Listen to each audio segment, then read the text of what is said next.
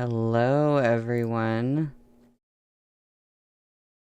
My name is Ezra, otherwise known as E-Soup, and today we're doing our third stream of QJJ, and I'm really excited. Um, every week I'm like, oh my god, it's almost Monday. I'm actually excited about it being Monday, so here we are. That is what these streams have done to me. Is like Mondays and Wednesdays are like the highlight of my week, and then I'm like, the weekend, what is that?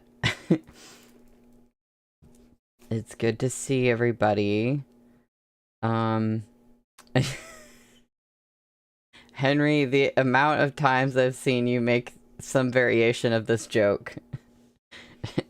Like that, she ballad on my sword until I whine. Stop. Okay. Um, it's very good. It works in so many situations, so I totally understand. Um, what are the things I need to say? There's a link to trigger warnings in the description if you need it. And also, since I've actually been doing like page math a little bit, I think I'm gonna have just a slightly longer stream today. I need to read like 54 pages today. So it'll go like a little bit longer, but the way the chapter lengths just kind of shook out, it was either going to be this stream or next stream that would be like a tiny bit longer, and there's no other way I can do it. So that doesn't bother me as long as it's cool with y'all. Oh, a vase of peonies. Did you find a cat? Oh, one of your cats got outside. But you found her. Oh, that's good. I'm glad you found your cat.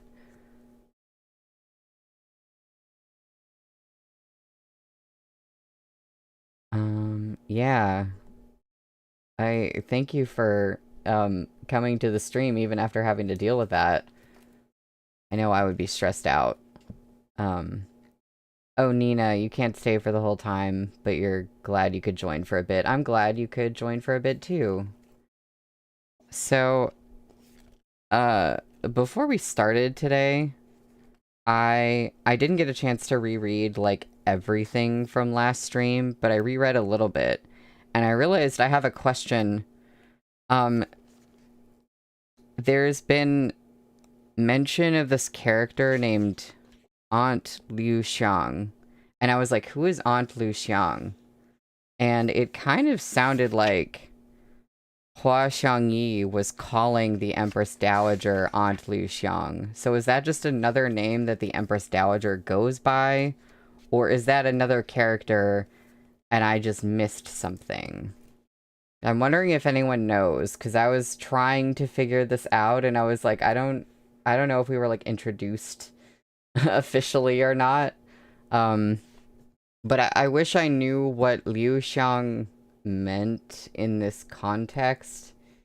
If there's like, if it's a certain kind of nickname or other official name for the Empress Dowager. I'm sure it has some kind of meaning, but it seems like it's her. I just wasn't totally sure.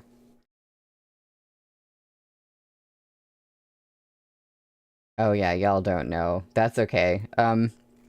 If nobody knows, that's fine. I'm gonna assume it is the Empress Dowager, because that's really what it seemed like in the scene in chapter 46. That's what it was looking like, but it just, yeah. Okay. I'm gonna make that assumption. We had quite a stream last time. And also we had quite a week last week with streams in general. Because, you know, a lot of us were also watching Brittany's streams last week. So I hope everyone is feeling okay and prepared for another stream. One that will probably not be nearly as much of a doozy as anything that was going on um, in those streams, but still. Um, a lot has been happening and politically, um, and yeah. So we are on page 111 for chapter 49, which is called Cold Glint. By the time Xiao Chuye entered the palace that morning, Shen Zichuan had already had an audience with Li Jianheng in Mingli Hall, where he was conferred the title of 5th rank judge of the Embroidered Uniform Guard. His wooden authority token was replaced with gold-plated bronze embossed with the image of a mythical one-horned Xiezhi amidst clouds. And there's a footnote.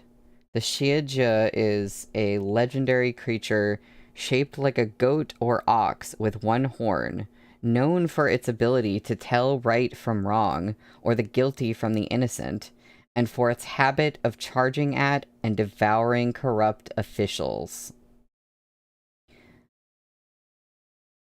That is cool. One side read guard, while the other read Emperor's entourage. Han Chung, who had received only monetary rewards, was deeply unhappy. He knew Shen Zichuan had used him as a stepping stone, but the same Shen Zichuan was now in the Emperor's good graces. He couldn't afford to let ill will fester between them. Back at the office hall, the other guards came forward one after another to congratulate him. Shen Zichuan thanked them all. When the men dispersed, Han Chung said, "It's your first time carrying a gold token. There must be some matters you're unsure of." Shen Zichuan assumed a mask of humility. "I'd be very grateful for your excellency's guidance." Mollified by the flattery, Han Chung went on. "This gold token for guards must be worn at the waist when you're on duty, and should be tucked away when you're off the clock. It's customary for those who are part of the Emperor's entourage to retain a post in the 12 offices. You can't behave like you used to. You have to be more prudent. You've carried out assignments in the past, but it's different now. If it's an arrest warrant, don't rush out to make the arrest. You must first head to the Office of Scrutiny for Justice and let the supervising secretary affix his signature. If it's an order that requires you to leave Chudu to investigate the case, before you leave, you must go to the Ministry of Justice and Chief Surveillance Bureau and get their signatures." Shen Zichuan listened humbly. When Han Chung saw he was just as respectful as before his promotion, he couldn't help his urge to mentor this young talent. He continued, "In the past, the Eastern Depot lorded over us. Whenever we saw those eunuchs, we had to bow and pay our respects. But the 24 Yemen is vacant and unattended, and the Eastern Depot is an empty shell of its former self. They should bow to us now. You needn't play nice with the eunuchs. But there is one thing you must remember. Although the Embroidered Uniform Guard takes orders from the Emperor, we still have dealings with the 3 judicial offices. Most of the time, when we travel to outside towns and cities for field work, we go with the censor from the Chief Surveillance Bureau. Everyone's functions and authority may seem separate, but in fact, we all rely on one another. You must maintain a friendly relationship with the 3 judicial offices on your assignments. Never lose your temper at them. If you get careless and cross them, you'll have a hard time with future cases."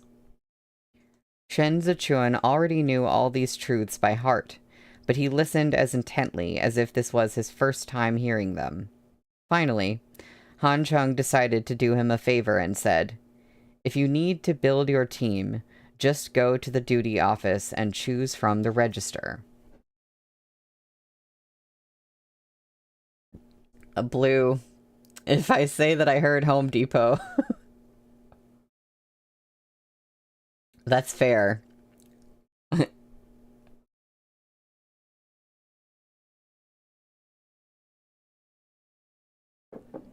After thanking him, Shen Zichuan strolled along the veranda on his way out. He was in no rush to head to the duty office to choose his men. When he exited the palace gates, Xiao Zhiye was in a carriage, waiting for him. Shen Zichuan stopped in his tracks and made to turn around.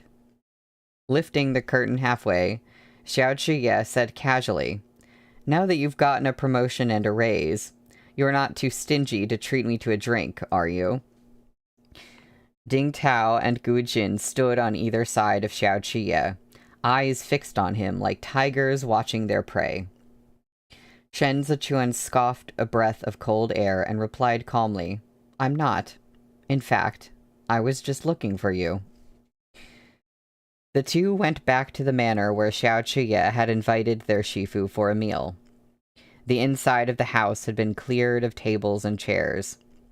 Small screens carved with ornate reliefs had been set up to partition the room into a square, and a low table with curved edges stood in the middle. It was simple yet elegant, a perfect place for a drink and a chat. Both men eased off their coats in the warmth of the room. Xiao Zhiye dropped cross-legged into his seat, casual and at ease, while Shen Zichuan sat on his heels, upright and proper. Xiao Zhiye laughed. "You look more like a noble gentleman than I do. Do we have Jigong Shifu to thank for this too?" It had all been beaten into him by Grand Mentor Qi's ruler. In lieu of answering, Shen Zichuan asked, "So why were you waiting for me by the gates today?" Xiao Zhiye looked on as a maidservant set out a hospitable meal, including a pot of bubbling stew. He waited until she shut the door behind her before saying, "Didn't you say you were looking for me? You first." "You didn't come to the palace to see His Majesty today. If you were working all night, I assume you spent it in the prison." Shen Zichuan took a few sips of tea to warm himself. Fu Ling was easy to crack, wasn't she? Indeed, Xiao Zhiye poured wine for himself. So easy, she doesn't seem like the kind of person you would use. An elderly mother and a soft heart. With so many points of leverage, someone like her is the easiest to control, but also the easiest to turn. Shen Zichuan smiled. "You are right. If it were me, I'd never use someone like her." "Well," Shen Lanzhou. Xiao Zhiye watched him as he drank, taking a moment to moisten his throat. "Rest easy. I wouldn't be surprised, no matter whom you used." "I'm human too." Shen Zichuan took the wine carafe from Xiao Zhiye. "I still have some feelings." "But you've reserved none of them for me," Xiao Zhiye lamented. Shen Zichuan slowly poured wine into his own cup. "The same goes for you." "I've extended a hand to you repeatedly," Xiao Zhiye said, genial. "But you turn a blind eye to my efforts. Are you so set on fighting me?" Shen Zichuan put down the carafe and looked at him. "If you extend a hand only to offer me useless intelligence, it's a bit of a cheap alliance, no?" "So you turned around and got into bed with Shi Hongxuan," Xiao Zhiye scoffed. "What's so good about him? Is he better than your Argongzi?" "Argongzi was more impressive when tyrannizing me," Shen Zichuan said. "But you can't blame a capable man for taking the top position." "How could I bear to blame you?" Xiao Zhiye asked through the steam from the pot between them. "You must be awfully put out that you didn't get to step on my throat last night." "Not at all," Shen Zichuan answered with a smile. "Sometimes your eyes are so very ruthless." Before he could reply, Xiao Zhiye continued, "But of course, a little ruthlessness lends flavor." Shen Zichuan restrained himself a moment before retorting. Then you certainly have peculiar tastes. Yours aren't bad either. Xiao Qiye's tone was heavy with suggestion. This is the first time I've met someone who enjoys getting bitten. Let's stay focused, Shen Zichuan replied. What did you want? I don't think they're going to stay focused. To have a drink. Xiao Qiye drained the wine in his cup, and a little chat. Someone's behind that broker on Donglong Street. Whoever it is, they've minded their own business in the past, and everyone lived in harmony. But now they've a mind to pin this on me. Of course, I'll have to investigate them. Shen Zichuan fished some greens from the pot. How strange that my investigation only led me to Shi Hongshuan, Xiao Qiye continued. Last time we were here, you went out of your way to warn me that the 8 great clans would join forces against me. But then you turned right around and joined them in knocking me down. I thought and thought. Yet I still couldn't figure out your motives. But as soon as I reversed the order of events, I understood. Shen Zichuan ate fish as a cat would, neatly and prettily. Without raising his head, he murmured, to indicate he was listening. Xiao Qiye spun the wine cup round on the table. The alliance of the 8 great clans wasn't the first step in your scheme to knock me down. Knocking me down was the first step in your scheme for the alliance. That way, everything made sense. I was never your target. You urged Shi Hongshuan to ally with the other clans, but you also leaked that news to me. You wanted me to react and use my control over the battalions as bait to convince the other clans against working with Shi Hongshuan. A classic strategy, divide and conquer. It's a trivial matter, using words to sow discord and sabotage a potential alliance of the 8 great clans. The grudges left behind from that fallout are the real prelude to your great undertaking. Shen Zichuan glanced at him. You came up with all this just because you found out Shi Hongshuan has ties to the Donglong Street broker? Traces, like cobwebs, can never be wiped entirely clean, Xiao Qiye said. When Shi Guan was in prison, Shi Hongshuan sold his brother in exchange for an official position. Now that I think about it, that must have been your suggestion too. Otherwise, Shi Hongshuan wouldn't heed your advice so readily. Wiping his fingers with a handkerchief, Shen Zichuan thought for a moment. The one he most readily listens to isn't me. At first I thought you were in a hurry to rise, so it would be easier for you to investigate what happened in Zhongbo.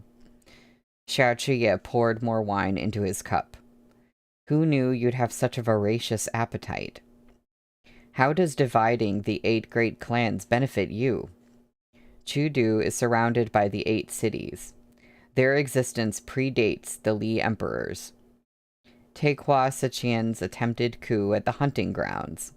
High treason, yet the Empress Dowager managed to emerge unscathed. Are you so deluded you imagine one man's schemes can break them up and oust them from power? Part the mists of Chudu and take a good look beneath. They've stood tall for several hundred years. Their tangled roots snake deep into the ground. Shen Zichuan's chopsticks stilled. He straightened his spine as though readying himself for a scholarly debate. He was not angry. In fact, he was very composed. I'll ask you one thing. A pause. Go ahead. All along, the Xiao clan and Hua clan have counterbalanced each other. The Hua clan diminished following the events at the Nanlin hunting grounds, while the Xiao clan's fortunes rose. But have you won? Xiao Qiye tightened his grip on the cup. Night had descended outside, but the lamps in the room had yet to be lit. In the faint light from the window, Shen Zichuan's shadow was thin. You're coming to realize it's not just the Hua clan you're up against. Perhaps in the beginning you could console yourself with the thought that the clans only wanted the battalions. But you have only to look at Zhongbo to understand they want much more. There's no conclusive ruling on the defeat of Zhongbo. Concealed in the shadows, Xiao Qiye was briefly silent. How can you be certain they were behind it? A conclusive ruling. That's an exercise in futility, Shen Zichuan said. We've all been through the case a million times, trying to pin down the person at fault. But this was never something a single person could control. Besides, there's something about Zhongbo no one has puzzled out, even to this day. Why? It was a statement, not a question. Yes, why? Biansha stormed our border and entered our territory in a blow designed to destroy morale. The tens of thousands of lives lost in Zhongbo were only the first problem. More problems followed. Losing tax revenue from the 6 prefectures of Zhongbo in the years after the invasion, resettling the displaced populace, redistributing farmland, rebuilding the ruined cities and towns. This was a burden the state treasury couldn't bear, and thus Zhongbo became a gaping hole in the middle of the empire.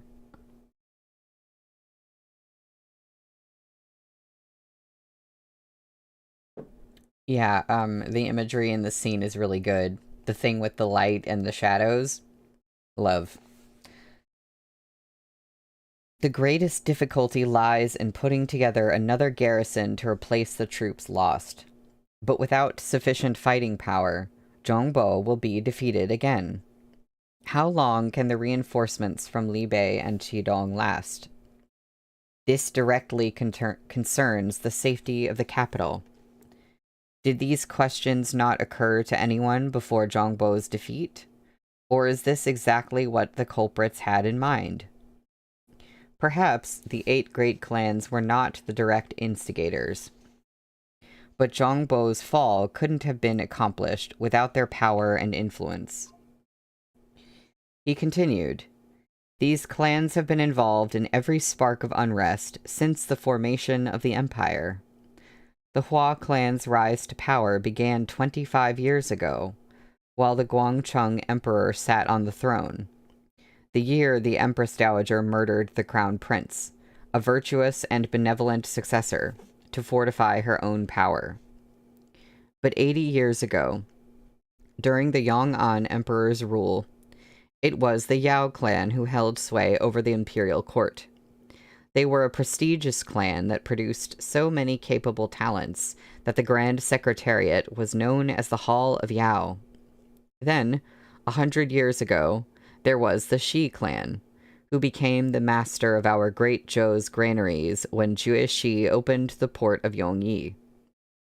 They capitalized on the opportunity to claim the salterns along the coast of the Sea of Shuhai to the west, and became the greatest business magnates in the land. Even the Li clan had to borrow from them to pay for weddings and ceremonies of state. These periods of influence never came out of personal feuds. Rather, the clans took their turns at the top, while emperors came and went. Since the beginning, none of these clans have truly been on the decline. They have only been dormant. Shen Zichuan smiled wryly now. Common households cannot produce noble sons. Very few officials capable of shaping Great Zhou are born from humble families. How many years did it take for someone like Qi Huilian to appear? Or Hai Liangyi? They're a happy accident, a sloppy stroke of a brush that, despite having made it this far, is easily overlooked in the grand scheme of things. If there's one person able to stand tall amid the steel web woven by the 8 great clans, it's a man you're most familiar with. He leveled Xiao Chuye with an unwavering gaze, each word slow and clear. The Prince of Libei had a humble beginning at the foot of the Hongyan Mountains. At 15, he was drafted as a soldier at Luoxiao Pass, and he was promoted to the garrison by 20. When he was 23, the garrison troops were defeated at the foot of the Hongyan Mountains. He went on to establish the stables there at 26, and the cavalry by 28. When he was 30, he once more fought the Hanma tribe. He traversed the Hongyan Mountains when he was 32, and had trekked all over the eastern range by 35. From then on, the Luoxia cavalry became the Libei armored cavalry. He split from the Luoxia Pass garrison and was thrice conferred titles until he became the Prince of Libei of Great Zhou, despite having no connection to the imperial family. The size of Libei's great commandery was determined, and Great Zhou thus occupied the entire Hongyan mountain range. The war between the Xiao family and the 8 great clans isn't merely an internal power struggle. It is a battle between the nobility and the common people. That man who smashed through every barrier and climbed the peak was Xiao Fengshu. Between you and the 8 great clans, there was never any chance of reconciliation. Chen Zichuan lowered his eyes and arranged his bowl and chopsticks at neat angles. If you wish to ally with me, at the very least you must show a sincerity that matches this, not a few words about the Imperial Army's accounts. Those are worthless to me. Wow. The small screens muffled the sound of wind. In the gloom, the 2 men faced each other across the table. The weak glow off the snow outside threw hazy light on their profiles through the window, a bright contrast against the ink-black night. Wolf's Fang and Avalanche were sheathed beside their masters, yet the room flashed with cold glints from their sharp edges. We've got the imagery again, and we've got cold glint from the chapter title appearing at like the very end of the chapter. I love that.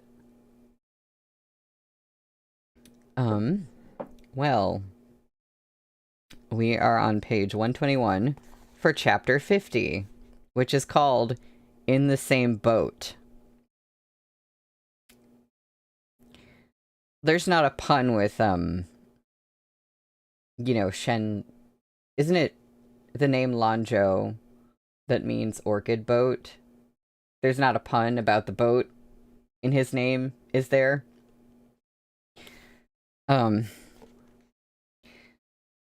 Before we were merely testing the waters. Xiao Chuye's eyes were cold. Sincerity is a process of undressing. Only by peeling off layer after layer can we have this heart-to-heart today. You're right. After the incident at the Nanlin hunting grounds, I expected Hai Liangyi to enact changes to the Grand Secretariat. Yet he continued to put his support behind Xue Xiuzhuo of the 8 great clans, and placed him in an important post in the Court of Judicial Review. Even in such a high position, the Secretariat Elder must still bow to the noble clan's power and influence. In these circumstances, the Xiao clan cannot manage alone, much like one log cannot support a whole building. How should one describe these clans? Shen Zichuan pondered a little. When there is no common enemy, they fight amongst themselves. Preventing the bowl of water from overbalancing from too much force on any one side is vastly more difficult than dealing with a single foe. Before the emergence of the Xiao family, the 8 great clans merely traded power internally. The rise of one clan led to the fall of another. But after the Xiao appeared, the clans began to separate the wheat from the chaff. The Hua clan is only temporarily defeated. The new emperor purged the Hua remnants from court, but no one, not even Hai Liangyi, suggested holding the Empress Dowager accountable. This marriage alliance between Hua and Qi is a prime example of why they've kept the Hua around, to chip away at the Xiao clan's external supports.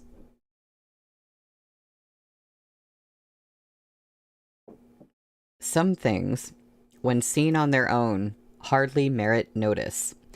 Only when one joins the pieces will they see the full and terrifying picture.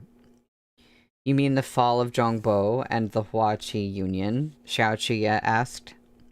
It's a well-known strategy. Make a distant friend while attacking a nearby enemy. Shen Zichuan extended a finger and sketched a circle on the table. After the fall of Zhongbo, a defensive void opened to Li Bei's southwest. Cizhou, one of Zhongbo's 6 prefectures, is right next to the Northeast Provisions Trail, the lifeblood of Li Bei. With no one guarding Zhongbo, oversight has fallen into the hands of the 8 great clans. Once the Hua clan seals a marriage alliance with the Qi clan of Qidong, Li Bei will be left high and dry with the Hongyan Mountains at its back, the Biansha tribes to its east, and double the enemies to its south. There's a 5-year gap between the fall of Zhongbo and this betrothal. Who could have predicted with certainty that Hua Siqian would revolt? And who could have known I'd successfully come to the Emperor's rescue? Xiao Qiye's brow furrowed in thought. There must be a larger purpose behind Zhongbo, Shen Zichuan said after a moment of silence. It's not hard to control a situation in the moment. The difficulty lies in controlling the direction in which it develops. Unless I've missed my guess, someone hidden among the 8 great clans has just such an ability. If such a person exists, said Xiao Qiye, then everyone is a pawn, and every step is anticipated. That's not just some genius, but a near god who has all of Great Zhou in the palm of his hand. How do you plan to oppose him? Driving a wedge between the 8 great clans today can't sever connections forged through decades of intermarriage. In the face of a mutual enemy, they're inseparable. The turbulence of a tempest is better than a tranquil sea. When the water is muddied, it's difficult to distinguish between friend and foe. Besides, they've never been an impregnable fortress. Shen Zichuan lifted his finger from the circle he'd made. How was Xiao Fengshu able to break through the noble clan's defenses? If this web was so tightly woven, how did Qi Huilian and Hai Liangyi rise to such eminent positions despite their common birth? Shen Zichuan continued. Your father managed to establish the Li Bei armored cavalry's predecessor, the Luoxia cavalry, because the officials at the time, with the then crown prince at the helm, implemented the Yellow Register to record civil and military households. The borderlands recruited soldiers with the incentive of giving those who joined military status that could be passed through the generations. This also put those households under jurisdiction of the commandery city's military and isolated them from the rule of local administrators, who were largely made up of scions of Chudu's noble clans appointed to posts outside the capital. Thus, the Prince of Li Bei was able to consolidate military power and escape the control and surveillance of the local civil officials. Not only that, today's thriving cavalry in Li Bei also has Great Zhou's implementation of the supply farm system to thank. You know better than I how important the military fields are. Why did Lu Guangbai struggle so much more than Xiao Jiming? Because the Bianjun commandery had no way of implementing military farms. The barren desert produced no food, so Lu Guangbai relied completely on Chu Du's military funds and provisions, allocating 2/3 of its soldiers to farming and 1/3 to military duty might not allow the frontier troops to be fully self-sufficient, but it greatly reduced Li Bei's reliance on military provisions. This made all the difference for the troops stationed at the border. By the way, hold on. There's a portion here that is not in quotes. So Shen Zichuan is not saying this. Unless there's a typo. Starting at why did Lu Guangbai struggle so much more than Xiao Jiming? There's no quotes there. So this is just like the narrator. And continuing to be just the narrator. Grand Mentor Qi would feign madness if it allowed him to live, however demeaning that life might be. He was sustained by his unquenchable hatred, but he was also loath to abandon the crack they'd made in the armor of the institution. In his day, the Eastern Palace had dozens of subordinates, all officials from common households, hand-picked by the Crown Prince himself. Qi Huilian had taken all the accumulated learning of his lifetime and invested it in this imperial son. 5 years ago, when he had shouted, "The die is cast," with his arms raised to the heavens, those words had been tears of blood, his refusal to resign himself to fate. You encroach into my territory one step at a time, and indulge me again and again as I test your limits, all for tonight, to persuade me to climb into the same boat with you. Xiao Qiye leaned forward slowly, no trace of warmth in his eyes. But had I not followed the trail to Shi Hongshuan and guessed your intent, would you have merely kicked me to the ground and used me as a stepping stone? You're a wolf with a keen nose, Shen Zichuan said. Why do you pretend to be so pitiful? If it were anyone else, you wouldn't have given them the chance to encroach. You wouldn't even be having this conversation. You and I are the same. Instead of questioning me, why don't you ask yourself? You're the real asshole, Xiao Qiye said. It's not easy to find like-minded assholes. Xiao Qiye stopped bickering and cut to the point. So you want to borrow my power. But what's in it for me? One needs some guarantee before a treaty is established. We share weal and woe. Your Yao clan is about to be shoved off the game board. Does that not make you anxious, Argongza?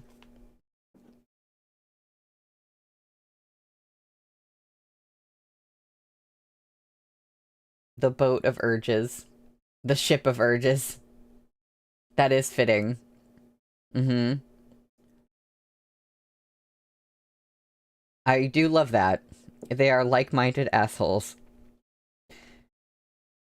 Yao Wenyu isn't someone I can use, Xiao Qiye said. There's something you don't understand. The reason the Yao clan is friendly with me isn't some strategic power grab. It's only because Yao Wenyu is... Well, if you meet him, you'll understand. He didn't become an official, not because Hai Liangyi couldn't bear to let him, but because he didn't want to. The Yao clan has produced a number of notable ministers in the past. It was only during his father's time that they fell into decline. His grandfather's prestige remains. They're a prominent family, highly respected among the literati, and their reputation among civil officials can't be compared to the likes of Hua Siqian. If Yao Wenyu wanted to, it would be easy enough to stage a comeback. but he would rather be free as a wild crane and leisurely as the drifting clouds. If Shi Hongshuan truly succeeds in kicking the Yao clan out of the game, Yao Wenyu will be only more carefree and unfettered by worldly concerns. The Yao clan is connected to the Fei clan through marriage. Isn't he Princess Zhao Yue's elder cousin? Shen Zichuan asked suddenly. He is. Xiao Qiye picked up his chopsticks. Zhao Yue most likely wants to marry him. But the Halian Marquis is cowardly. He dances to the Empress Dowager's tune. Then perhaps you will become relatives. The betrothal fell through, didn't it? Said Xiao Qiye. You sabotaged my marriage and cost me a beauty. Shouldn't you compensate me? Shen Zichuan arched a brow. Xiao Qiye rinsed his chopsticks in the cold tea and lifted his eyes to Shen Zichuan.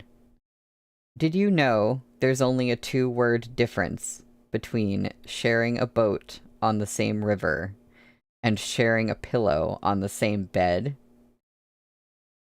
If you ask me, there's no harm in mixing up the words or even actions in the future.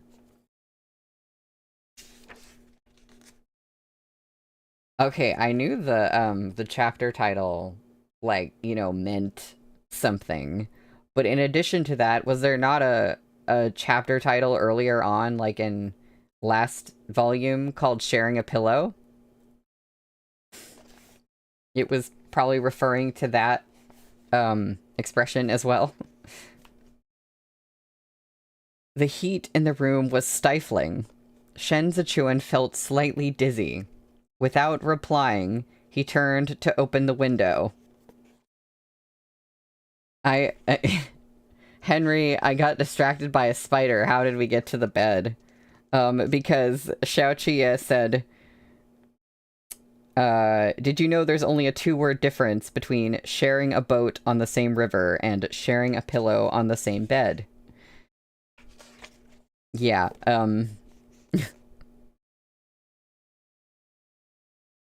Xiao Qiye didn't touch any of the dishes. I brought you here, let you eat my food, drink my wine, and you aren't even a little suspicious? Shen Zichuan studied Xiao Qiye. The caress of the cool wind stirred something parched and hot in him. A thin layer of sweat coated his skin. He had hidden his fair neck within a tightly fastened collar, and the red plum blossoms leaning down from the window complemented his inky hair so that he looked all the more breathtaking. Snow like fine salt fell outside. A scattering drifted in through the window and landed on the back of Shen Zichuan's hand, where it quickly melted. The drop of coolness only heightened the heat gathering in his body. As his attention wandered, certain thoughts started to creep in. He suddenly wanted to undo his clasps. This clause is not part of the treaty, Shen Zichuan said, and I have no need of anyone to warm my bed. Xiao Qiye crossed his long legs. We have to drink because long legs were mentioned.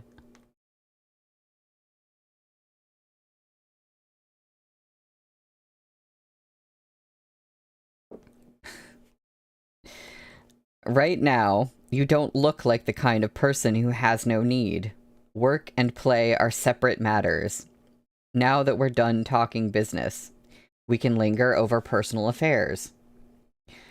Were the boys in Ohua Pavilion last time sent by Shi Hongshuan? I heard he only likes girls. Have his tastes changed? Trysts between men have long ceased to be a novelty, Shen Zichuan retorted. I don't know if his tastes have changed. Have Argong's? My tastes aren't fixed. Xiao Qiye picked up a lock of Shen Zichuan's hair, where it fell to his waist. It depends on my mood. Shen Zichuan lifted a finger and extricated the stolen lock. His back was clammy with sweat. Some people talk big. They make themselves out to be romantic and charming, calm and composed. But the truth is they only know how to gorge themselves ravenously. Perhaps they're out of practice. Xiao Qiye pushed aside the small table between them and grasped the wrist Shen Zichuan was about to retract. And some people look so pitiful, drenched in sweat. The fire in Shen Zichuan burned hotter where Xiao Qiye held him, propping an arm on his knee. Shen Zichuan demanded, "What did you put in the food?" "Guess." Xiao Qiye pulled Shen Zichuan closer by the wrist. Changing the subject, he said, "Jigong can't be teaching you all this, so who is your Shifu? Or should I say, your Xiansheng?" The corners of Shen Zichuan's eyes reddened as he replied softly, not telling. Xiao Qiye inhaled from where he sat and blurted, "You smell so good." Shen Zichuan's breathing quickened. "Are you so desperate you need to lay a honey trap?" "I'm no honey." "What? Is our little chat making you anxious?" Sweat soaked through Shen Zichuan's inner garment. The heat he felt, caught in the sudden, ambiguous tension, turned sticky and damp. He wanted to wipe his brow. Frowning, he asked, "What exactly did you put in it?" "I'm messing with you." Xiao Qiye laughed aloud and said shamelessly, "It's just medicinal wine. To warm you up." Shen Zichuan saw danger in his gaze. He closed his eyes and forced himself to composure. Xiao Qiye raised his cup and tipped back the rest of the cooled wine. "Xiao Er." At the sound of his name, he leaned down and captured Shen Zichuan's lips, pressing him back against the window. The plum blossom branch shook as they knocked against it. Shen Zichuan leaned away, feeling his back was going to break under Xiao Qiye's tight grip. Snow fell on the back of Xiao Qiye's neck, but he ignored it as he pressed desperately down on the man below him. His fingers pushed their way between Shen Zichuan's, lacing their hands together. Ever since that look at the court official's feast, Xiao Qiye had wanted to kiss him. That flicker of desire grew into a fire over the course of their conversation. He had been restraining himself all night. He saw how ruthless Shen Zichuan was, how he retreated and advanced as he pleased. But among all these myriad impressions, Xiao Qiye couldn't put a finger on exactly how he felt about the man. All he wanted was to pin Shen Zichuan down and kiss him until he was flushed all over, that elusive desire brimming in his eyes. Shen Zichuan's chest heaved. The wind had cooled the sweat on his body, chilling him so he shuddered. His teeth were no barrier to the wine Xiao Qiye was passing into his mouth.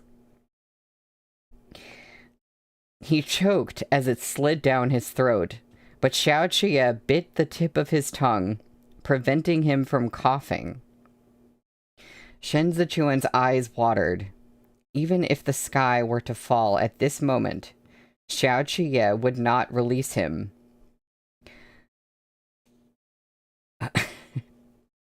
Blue, I just looked up and saw mouth cup in this economy.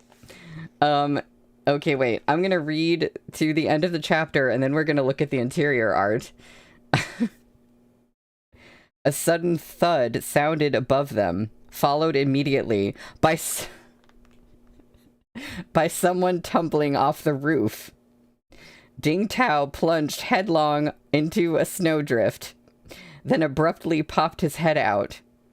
He rubbed his arms to chase away the cold. Just as he was about to loose a string of curses, He looked up and came face to face with the window. His jaw dropped, and his eyes went so wide it looked as if his soul had left his body. Shen Zichuan kicked Xiao Chuye away and started coughing, gripping the windowsill for support. His ears were scarlet, while his mouth was filled with the fragrant taste of wine. Xiao Chuye was slightly breathless as he looked darkly out the window. Ding Tao's teeth chattered. Trembling, he stretched his forefinger and pointed upward as he whispered, Sorry, Gongzi. Above him, Qiao Tianya and Gujin held their breath, looking on with rapt attention as they wisely pretended not to exist. Before Xiao Chuye could say a word, Ding Tao fled. Shimmying swiftly up a tree, he made his way back onto the roof and vanished, leaving the two of them alone together. Okay. First,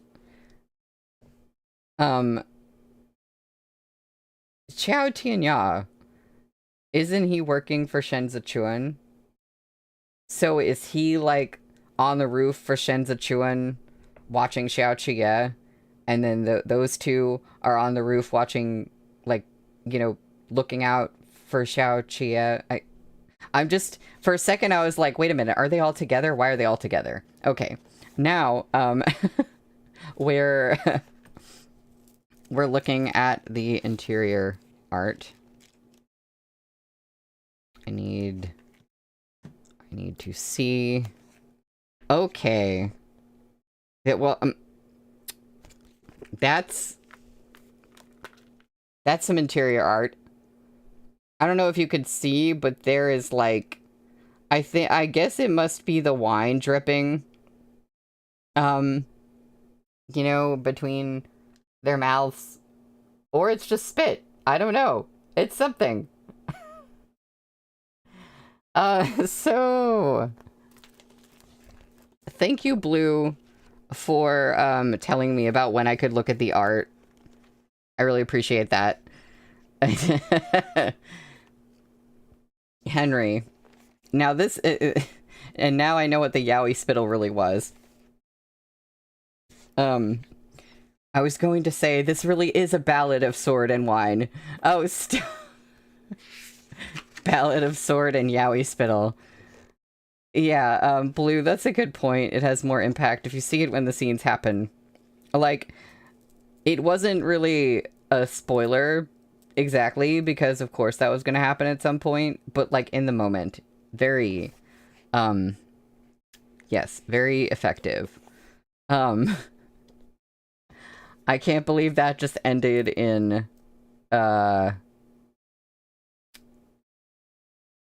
falling off the roof, just shenanigans.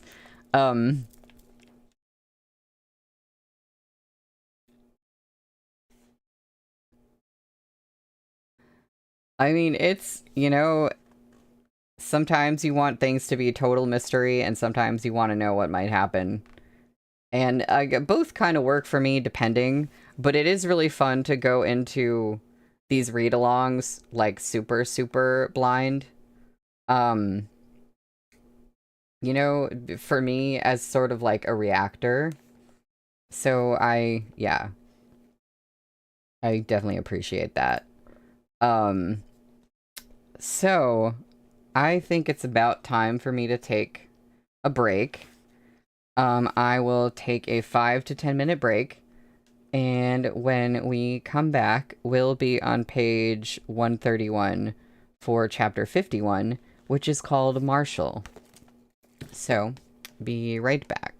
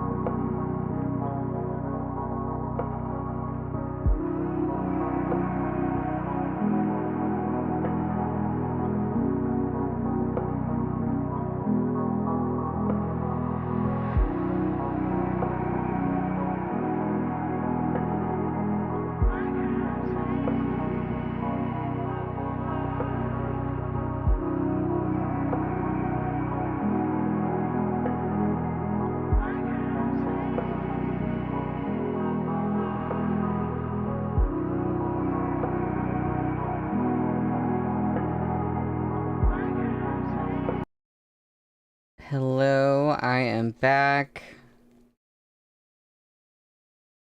Back and ready to find out what the heck happens next. I'm a little bit... I'm sort of wondering about the chapter title being Marshall, because I'm afraid that we're gonna suddenly jump to, like, another scene before we, like, tie up the resolution of the previous scene. Like, jump to something with the Marshall Chi in it or something like that, but I don't know. I guess we will find out. Oh, Blue, your sister hogging the bathroom was a good thing because you just got back too. Good timing. I'm glad you made it in time. Not a moment too late. So we are on chapter 51, Marshall. In the dimness, Xiao Chiye swiped his thumb across the corner of his mouth where drops of wine lingered. One kick for one kiss. A fair exchange. I'm glad we did not drop away to another scene. Shen Zichuan looked back at him. Xiao Chiye laughed. Let's not conflate the issues. Aren't you still going to ride roughshod over me in public in the future? Go ahead and step on me, Lanzhou. I'll demand each debt paid in full with interest. Running his tongue over the spot where he'd been bitten, Shen Zichuan said, You won't have a chance like this every time.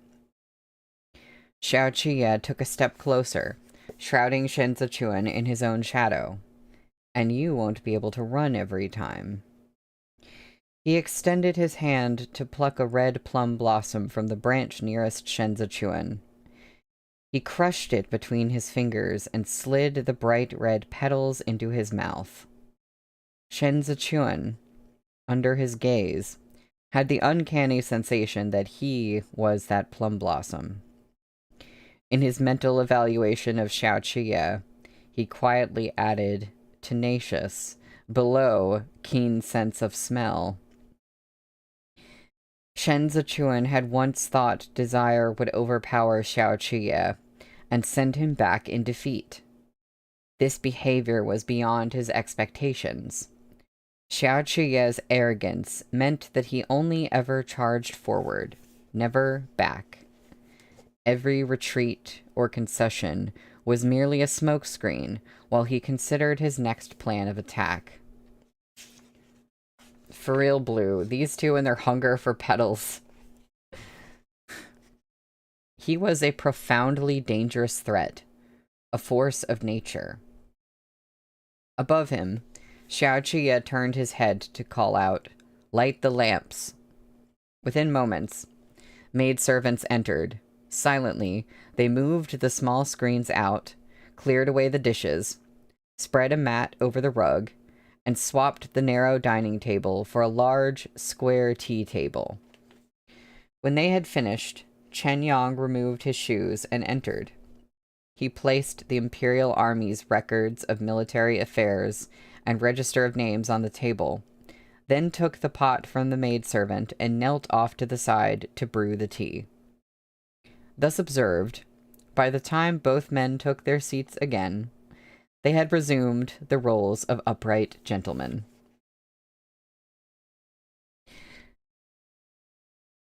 Shen Zichuan had sobered somewhat. The chill wind had shaken him free of his tipsiness. Only a light wash of pink clung to his cheeks, warm in the dim lamplight. Not even Chen Yang dared look at him straight on, as if afraid his gaze would be an affront to both of them. Chen Yang busied himself with the tea. No wonder Tantai Hu was worried, he thought. Shen Lanzhou is clearly a ruinous beauty, capable of bringing a nation to its knees and raining doom upon the people. What's more, his face comes with a fiery temperament. Anyone familiar with Master, even a little, would be afraid. What was Xiao Chiye most fond of? Why, horse taming and falconry, of course. While conditioning a falcon, Xiao Chiye wouldn't sleep when the falcon was awake. The harder an animal was to tame, the more he focused, the more he favored it. When they had fought the Biansha horsemen back then, Xiao Chuye had been able to lie in wait so long precisely because he adored this process of taming and torment. He had inherited from Xiao Fengshu that rare and all-consuming desire to subjugate, to conquer. This was the biggest difference between him and Xiao Jiming. Chen Yang presented the tea with a slight bow. If my lord has any instructions, please call for me. With that, he rose and retreated, slipping back into his boots to stand guard outside the door. Gu Jin stuck his head down over the eaves and tossed a wineskin to Chen Yang, then shot him an inquiring glance. Chen Yang exhaled a slow breath. It's fine. Master knows what he's doing. Up on the roof, Ding Tao was still clutching his head and muttering, "Am I going to die? Going to die? Going to die?" Doesn't look good.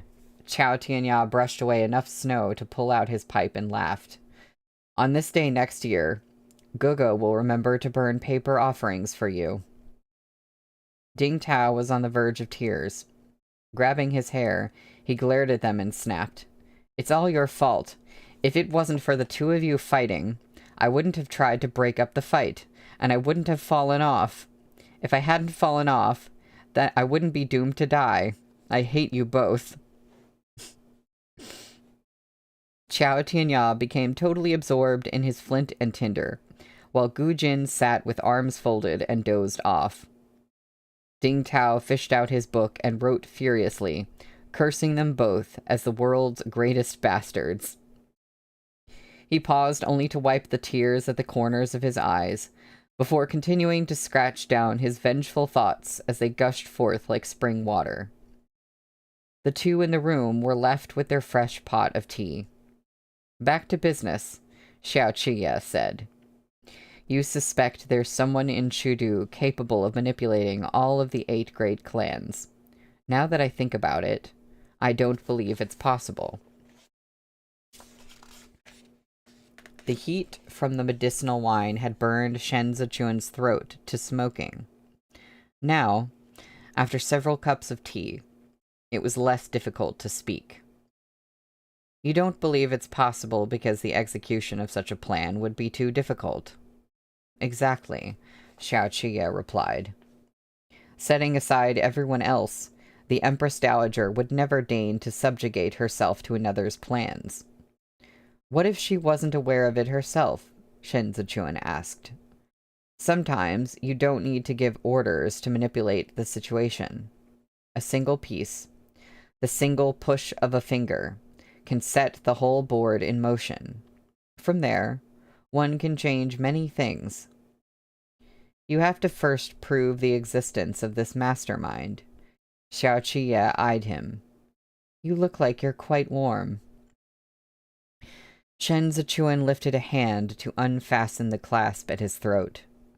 His collar fell away to reveal his smooth neck in the gaps between his fingers, stopping at the top of his collarbone. Tiny beads of sweat slid along the contours of his neck into that depression, dampening his fingertips. Ah, yes, neck mentioned, drink.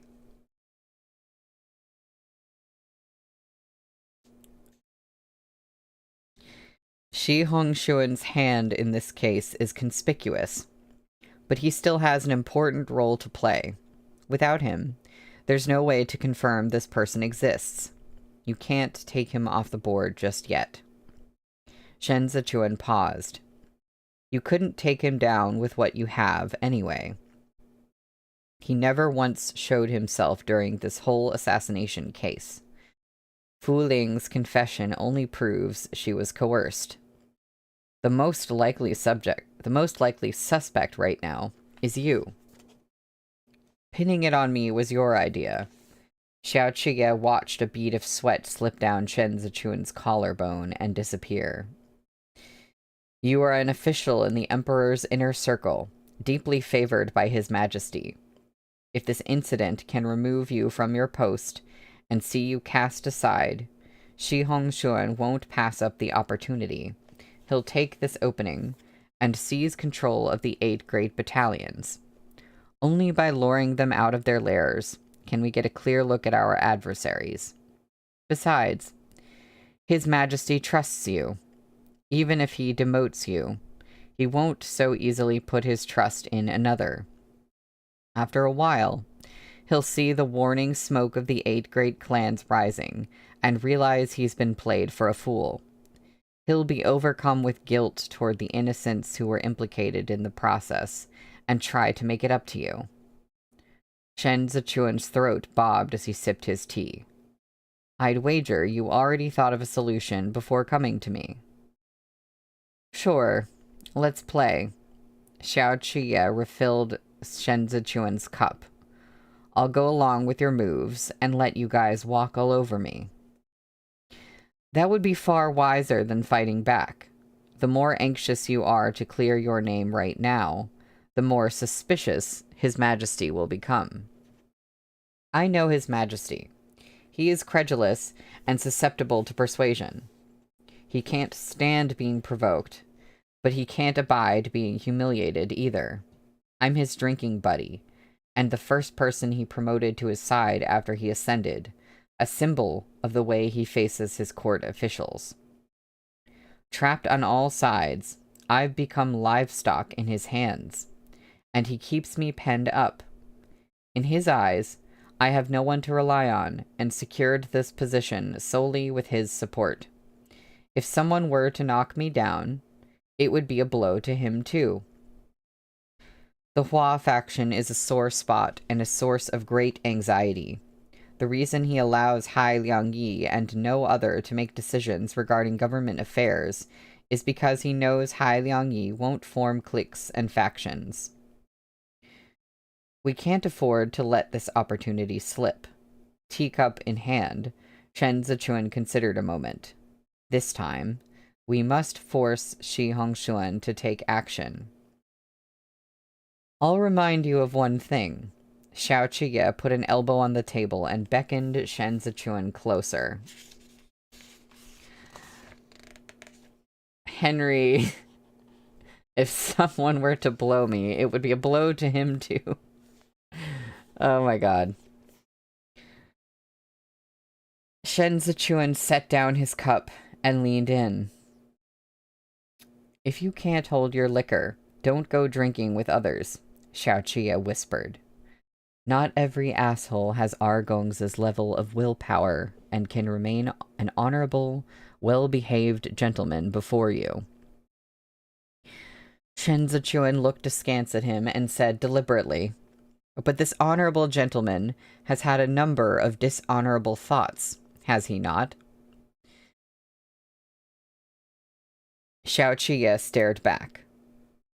Once we step out this door tomorrow morning, you and I will be mortal enemies. Enemies know best the regard their adversary is due. Is it not fitting for me to think of you?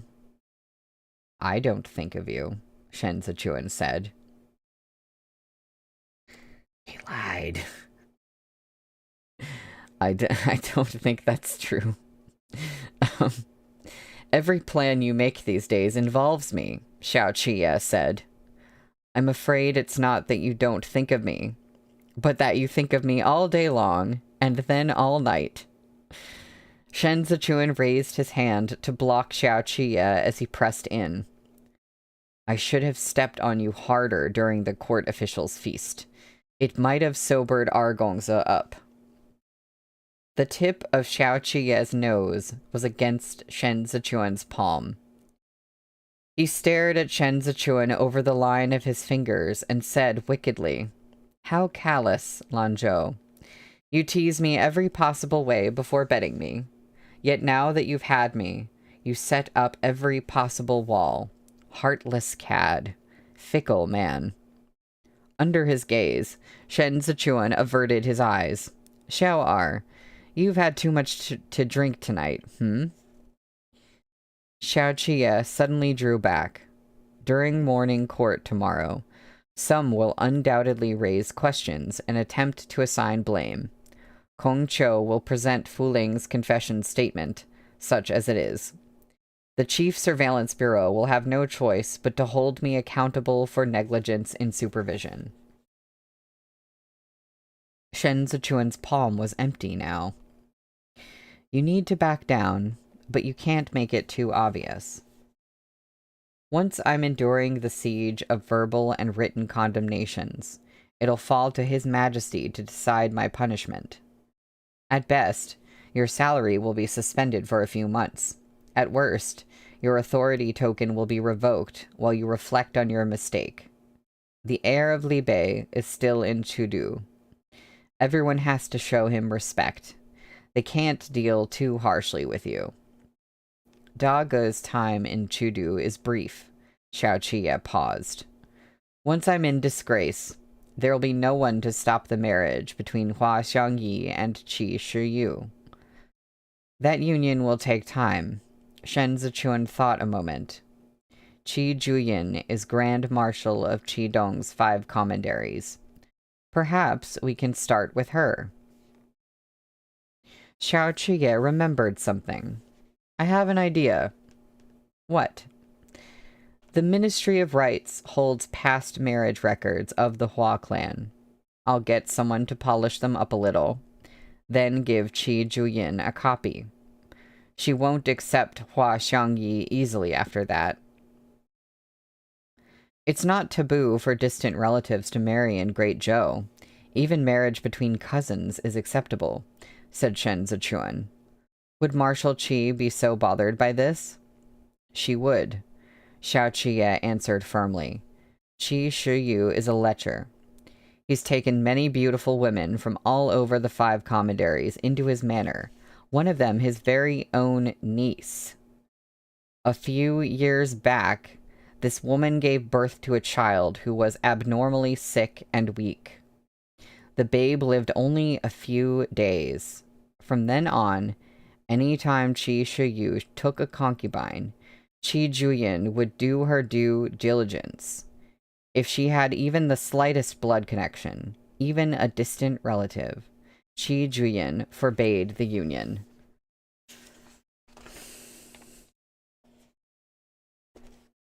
But Hua Xiangyi's marriage to Qi Shiyu was specifically bestowed by the Empress Dowager, Shen Zichuan said. I doubt the Grand Marshal can stop it even if she wants to. There's no way she can stop it. She can only step back and let Third Lady Hua marry her father. Xiao Qie's eyes were cold. But she'll never allow her to birth a child. Hua Xiangyi is marrying Qi Shiyu as his second wife, not a concubine. She'll be the rightful mistress of Qidong. Any child would be of lawful birth, with the same claim as Qi Juyin. It hasn't been easy for her to subdue and command the military forces of the 5 commanderies all these years as a woman. She's a great general who has shed hot blood on the field. But who can guarantee others won't have their own ambitions? If Hua Xiangyi birthed a son, Qi Juyin would face an internal struggle for military control. We need to give her a legitimate reason to keep Hua Xiangyi down. I've heard the Qi clan has sons, but Qi Shiyu was hell-bent on giving Qi Juyin the position of Grand Marshal, Shen Zichuan said. Was this not out of an appreciation for her talent? Sure was, said Xiao Qie. Qi Juyin is the daughter of his first wife, and a talented military commander he personally brought up. When he had no sons, he treated and raised Qi Juyin as one. Later on, when he did, none of the boys could compare to her. Qidong was at war with Biansha at the time. There was an occasion when Qi Shiyu was seriously injured. His forces were trapped on the east side of some linked Biansha camps, and none of the Qi clan sons had the balls to step up.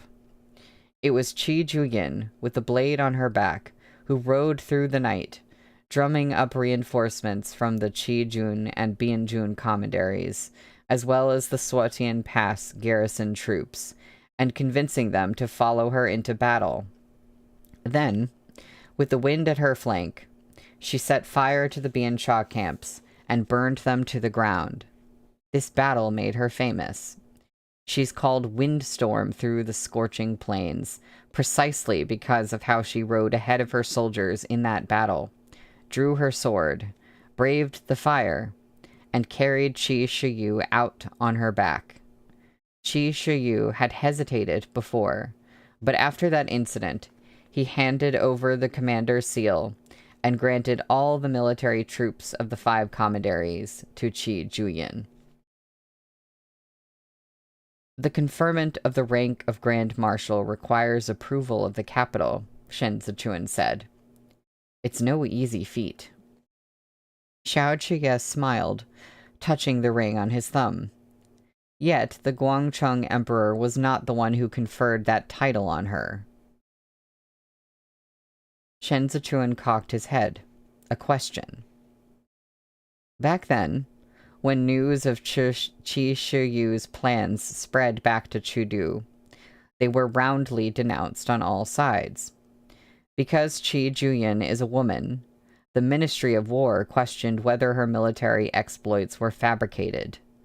They submitted a petition to the Grand Secretariat, requesting that it dispatch the Chief Surveillance Bureau censors and embroidered uniform guard to Qidong to carry out a thorough investigation. When he saw the furor it caused, the Guangcheng Emperor denied Qidong's request until her meritorious military service could be verified. When it was, the Ministry of Rights submitted a memorial permitting her conferment, but insisted she not be allowed to climb the Jade Dragon Terrace, the traditional honor afforded military officers and generals, to receive her accolades. She could only kneel and kowtow before the stairs of Mingli Hall. Xiao Qiye paused.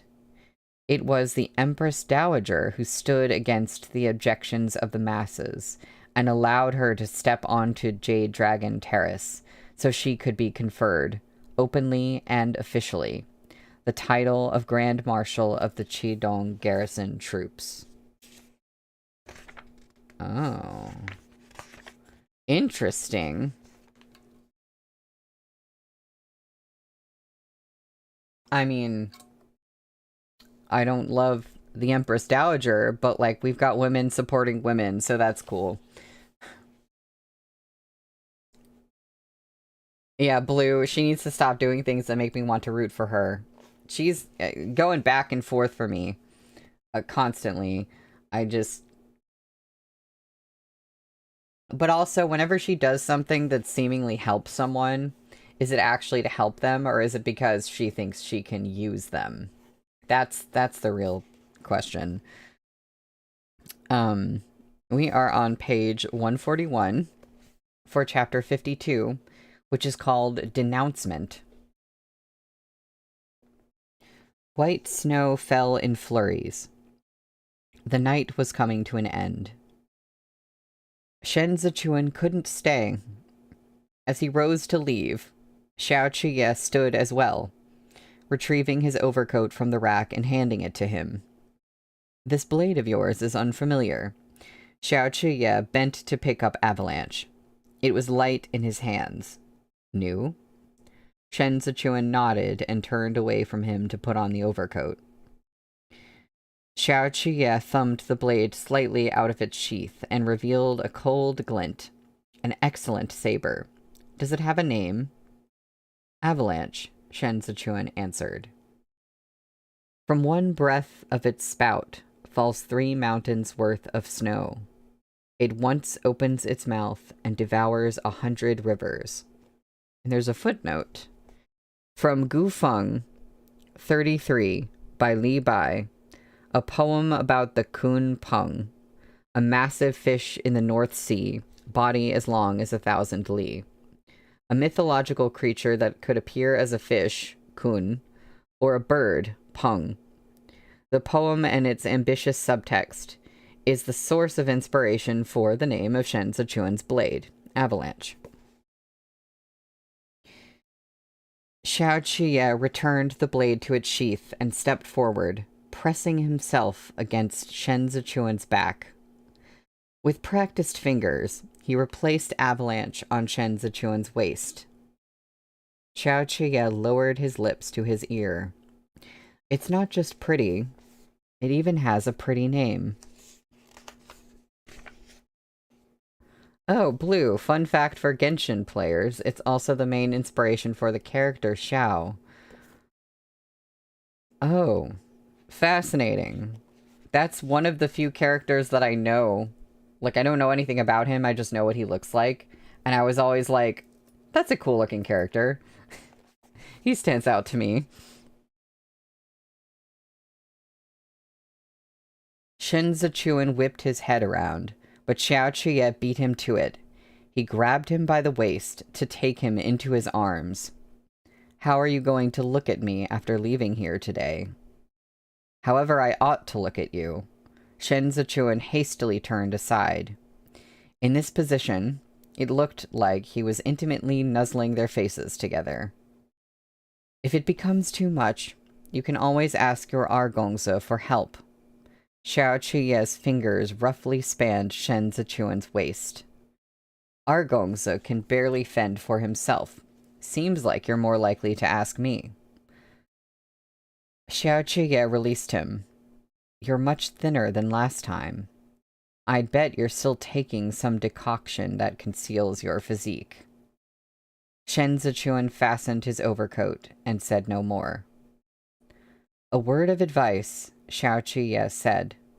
That medicine damages the body more the longer you take it. In a few years, you'll have wrecked your health for nothing. Shen Zichuan sighed softly as he stopped by the door. Your Shifu has sharp eyes. One meeting, and he could tell. You are willing to go so far for this? Asked Xiao Qiye. My life and death hang on the whims of so many. Naturally, I must exercise caution in everything I do, and diligence everywhere I go. Shen Zichuan's hands were ice cold. I practiced G-style boxing for a long time. If I hadn't gone to such lengths, I would never have deceived Jilei. Jilei is dead, Xiao Qiye said. The faint scent of wine lingered on Shen Zichuan's body. I've stopped the medicine. Has he? After seeing Shen Zichuan off, Xiao Qiye stood in the blizzard, recalling Zuo Qianqiu's words. This type of medicine comes from the East. It allows a person to fake illness and pull the wool over the eyes of others. Taking it once or twice is harmless, but long-term consumption comes with serious consequences. It's both medicine and poison. The effect is negligible in the short term, but eventually you pay the price. The price? Zuo Qianqiu had fixed his gaze on the teacup in his hand. Accumulated poison will become a lasting injury. If he's not careful, he'll damage his health irrevocably. In the snowstorm, Xiao Qiye raised his hand and let the wind scour away the lingering warmth in his palm. He recalled that freezing night when he thought he'd melted Shen Zichuan with his caresses. Now it seemed the warmth he'd given Shen Zichuan was all too fleeting. A beauty always gave the impression of fragility.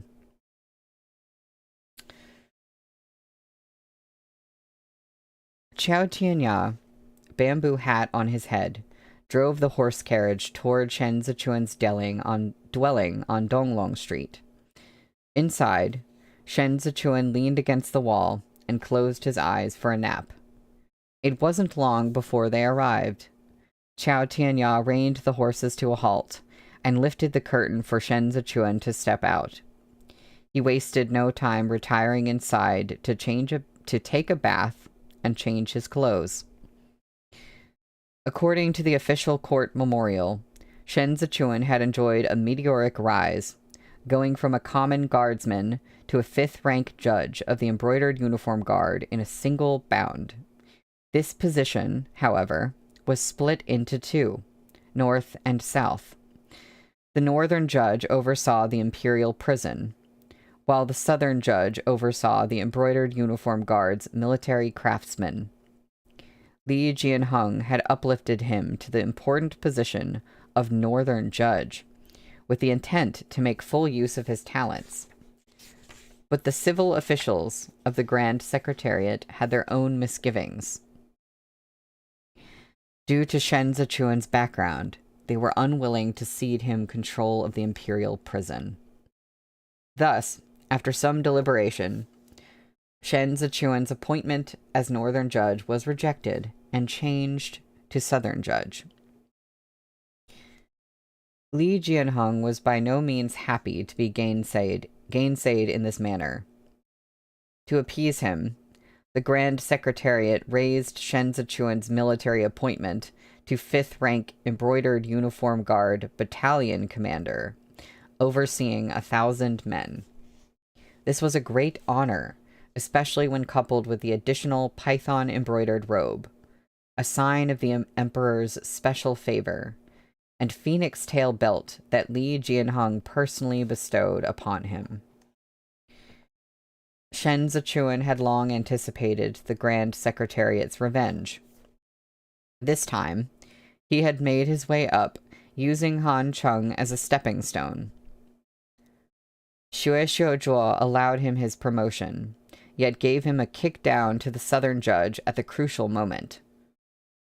The message was clear.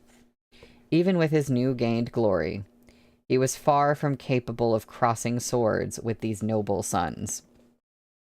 When Shen Zichuan emerged, neatly dressed, Chao Tianya was holding an umbrella. This house was shabby to begin with. Now that my lord's been promoted, there will be visitors coming and going. It won't be suitable to accommodate them. There's no hurry. Shen Zichuan lifted the hem of his robe to step into the carriage. He took a hold of the curtain and said, "We can always move after I'm promoted to chief commander." With that, the curtain dropped, and he sat back in repose. The storm showed no sign of stopping. The officials waiting outside the palace all had snow on their shoulders. Etiquette kept them frozen in place. They couldn't walk around as they pleased, make a racket, or even cough. Shen Zichuan followed Han Cheng, standing at attention with his blade at his side. His skin, set against his crimson python robe, was white as snow. This man was breathtakingly gorgeous when a smile curved the corners of his eyes. Yet behind that affability was a hostile note of danger. Xiao Qiye had on a red robe too. The second-rank lion on his mandarin square set him apart from the crowd, a crane among a flock of geese. He seemed in low spirits, and merely glanced sidelong at Shen Zichuan. Though the two stood many lengths apart, onlookers felt a palpable tension. Even Hai Liangyi turned to glance at them. The civil officials exchanged looks, coming to a tacit understanding. "Let's go," Han Cheng said in a hushed voice. When the palace doors opened, eunuchs from the Directorate of Ceremonial Affairs and major ministers of the Grand Secretariat should have been first to enter. But now, the Directorate of Ceremonial Affairs, previously the domain of Pan Rugui, had been purged. Only the important ministers of the Grand Secretariat, led by Hai Liangyi, stepped forward. Han Cheng followed next, leading Shen Zichuan up the stairs to take his position at the lower left side of the throne. Li Jianheng planted his hands on his knees. It has been 2 nights since the assassination incident. Does the Ministry of Justice have any progress to report? The Minister of Justice, Kong Chiu, stepped forward with a bow. Your Majesty, the evidence that Fu Ling, the female palace attendant of the food service, instigated Gui Sheng to carry out the assassination is conclusive.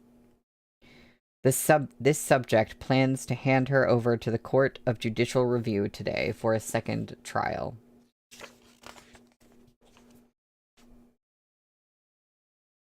For some reason, Li Jianheng darted a glance at Xiao Qiye before turning back to ask, "Why did she do it? Have you gotten to the bottom of this?"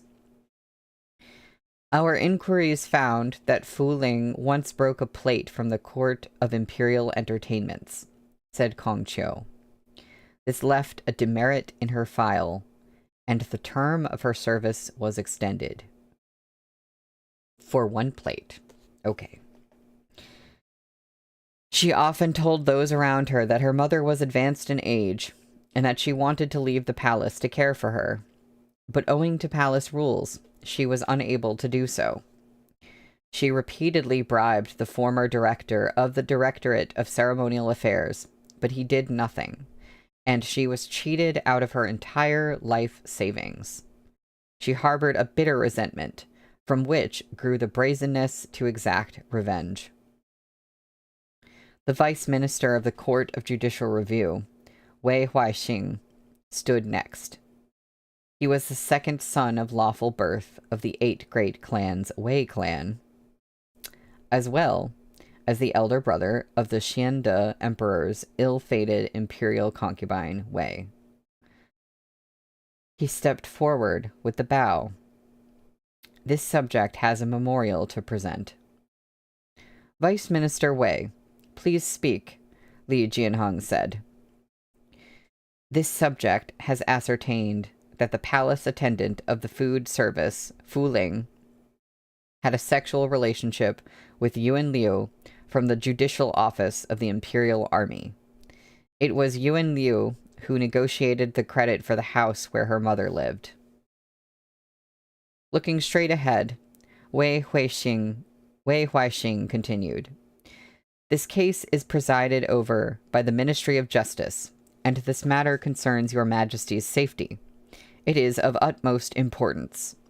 Yet Minister Kong chose not to mention this part of the confession before Your Majesty. Is it that there's something that can't be said, or someone who can't be mentioned?" Kong Qiu turned to look at him. "I mentioned this matter in my memorial. What deception is there to speak of?" "The morning court is vital for the discussion of governmental affairs. His Majesty asked if you have gotten to the bottom of it, yet you told only half the truth, focusing on the favorable while avoiding the damning evidence." Wei Huaixing raised his head. "Officials, on entering service, should diligently and earnestly serve with utmost loyalty. The court hall is no place for gathering filth and hiding sins. What are you afraid of? If you daren't say it in this man's presence, I will. Your Majesty, this matter concerns not only the 24 yamen in the palace, but more importantly, the Imperial Army."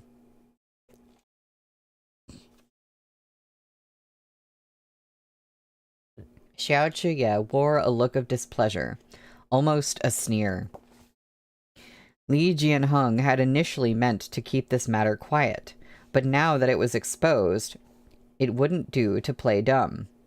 After a long moment of hesitation, he said, "Ce'an, what do you say to this?" "The Imperial Army has 20,000 men on its payroll," Xiao Qiye answered.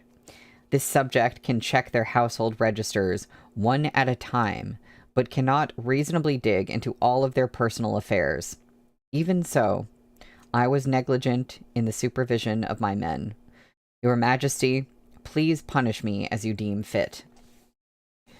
Before Li Jianheng could speak, Wei Huaixing dropped to the ground in a kowtow before the throne. "Supreme Commander Xiao, why do you not speak the truth before His Majesty?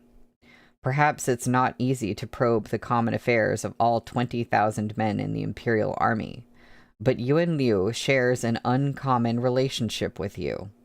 How can you feign ignorance? Shen Zichuan's eyes found Xiao Qie in the crowd. There are too many people with whom I share an uncommon relationship. Xiao Qie swept his eyes over Shen Zichuan and smiled carelessly. But with a beauty in my arms, I'd be blind to bed Yuan Liu, a fellow old enough to be your father. Your Excellency Wei, it's understandable if you have no evidence, but why go so far as to bring false charges against me? See, I didn't know if that's what he meant by uncommon relationship, but apparently it was.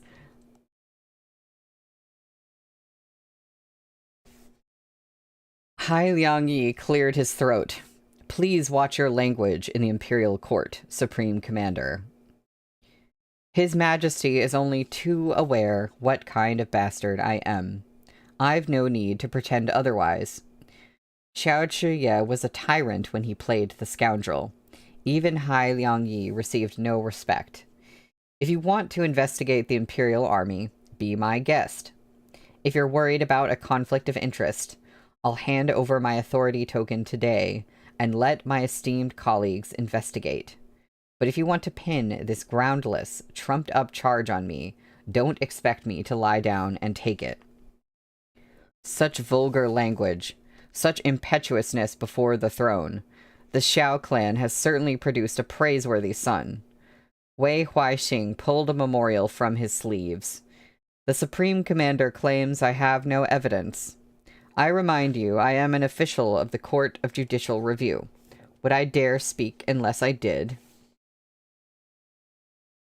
Xiao Jiming, who had stood listening all this while, raised his head slightly to look at Wei Huaixing. Yuan Liu was originally a squad leader in the Imperial Army, Wei Huaixing said. It was the Supreme Commander who personally promoted him to the position of Vice Judicial Administrator. Not 2 years later, the Supreme Commander promoted him again, this time to Main Judicial Administrator. I'd like to ask His Excellency.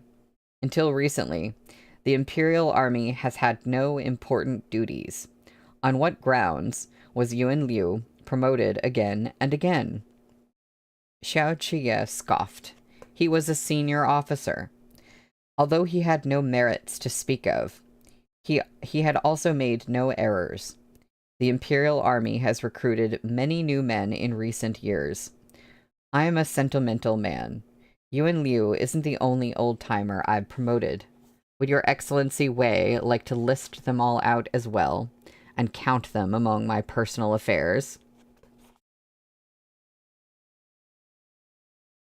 Is it not true that in recent years, the Supreme Commander's word is law in the Imperial Army? Wei Huaixing said deliberately. I suspect each of these veterans pledged allegiance to the Xiao clan, not His Majesty. His words were laced with insidious meaning. Though directed at Xiao Qie, they were designed to implicate Xiao Jiming. As expected, Xiao Qie lost his temper. Keep to the topic at hand. Stop fucking bringing in the Xiao clan every other sentence. I, Xiao Tzuan, followed His Majesty to where I am now. I'm not like Lord Wei, born to a noble family with a silver spoon in my mouth, and the path to court smoothly paved for me. Wei Huaixing had been waiting for Xiao Qie to blow up before opening the memorial. The Supreme Commander went drinking with his men before the new year. During the feast, Yuan Liu gifted you a large sum of money. Does the Supreme Commander admit to this? Even Li Jianheng was stunned to hear it. He clenched his fist and said nothing. I have never gone drinking with Yuan Liu, said Xiao Qie. The courtesans of Xiangyun Villa on Donglong Street will attest to it. That night, Yuan Liu spent a large sum on the feast to entertain the Supreme Commander. The Supreme Commander had much to drink, and Yuan Liu gifted you a basket of solid gold peaches. Wei Huaixing said. Does the Supreme Commander still deny it? Let me ask you, Xiao Qiye replied, as a puny 6th rank official, where on earth would he even get solid gold peaches to gift me? That's something to ask the Supreme Commander. Wei Huaixing went in for the killing blow. When Yuan Liu obtained the house on credit for Fuling, he also purchased 3 houses facing Donglong Street. I have ascertained that he acted on the Supreme Commander's written instructions to do so. In the past 5 years, the Imperial Army first carried out repairs on its barracks, then expanded the drill grounds at Mount Feng. Where did the money come from? Isn't it true that the Supreme Commander used his position to extort these funds from the broker? Yuan Liu was the one who handled this matter for you. And now that Yuan Liu is found to have instigated Fuling in the assassination of His Majesty, you dare say it has nothing to do with you? Xiao Qiye didn't answer. Fu Linye, the right censor-in-chief of the Chief Surveillance Bureau, stepped forward. This subject, too, has a memorial to submit. Li Jianheng's fingertips were trembling violently. Speak. This subject also brings charges against the Supreme Commander of the Imperial Army, Fu Linye said. According to law, before the joint trial by the 3 judicial offices concludes, no unauthorized person is allowed to visit major criminals without His Majesty's imperial edict. Yet the Supreme Commander acted on his own initiative and went to the prison yesterday, but made no report of it afterward. Xiao Qiye's expression grew colder still. The moment the Supreme Commander left the prison, Fu Ling's mother died. Fu Linyi kowtowed. As for what happened in between, I'd like to ask the Supreme Commander for a clear account in His Majesty's presence. You two are quite in sync, Xiao Qiye remarked. What a stunning coincidence. Don't dodge the question, Supreme Commander, said Wei Huaixing coldly. I'd advise you to explain yourself.